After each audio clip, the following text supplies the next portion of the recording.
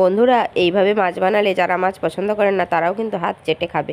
দেখুন মাছগুলো আমি ভেজে নিয়েছি। এরপর সরষের তেলের মধ্যে গরম মশলা আর শুকনো লঙ্কা ফোড়ন দিয়ে আমি পেঁয়াজ বাটাটা দিয়ে দিলাম। পেঁয়াজ বাটাটা ভালো করে কষিয়ে নিয়ে এর মধ্যে আমি দিয়ে দেবো শুকনো লঙ্কার গুঁড়ো। শুকনো লঙ্কার গুঁড়ো দেওয়ার পর নেড়ে চেড়ে নিয়ে আমি এর মধ্যে দিয়ে দিলাম একটুখানি পোস্ত বাটা আর কাজু বাটা।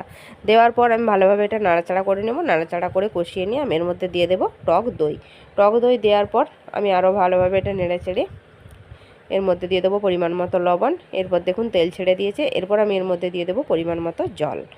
জল দেওয়ার পর ঝোলটা ফুটে উঠলে এর মধ্যে ভেজে রাখা মাছগুলো দিয়ে দেবো। মাছগুলো দেওয়ার পর আমি এর মধ্যে দিয়ে দেবো গোটা কতক চেরা কাঁচা লঙ্কা। কাঁচা লঙ্কা দেওয়ার পর আমি কিছুক্ষণ আরও রেখে দেবো।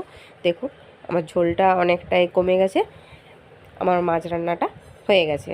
এইভাবে রান্না করলে এটা ভাতের সাথে খেতে কিন্তু খুবই সুন্দর লাগে। বন্ধুরা আপনারাও একবার এইভাবে মাছ বানিয়ে দেখতে পারেন, এটা সত্যিই খুব সুন্দর।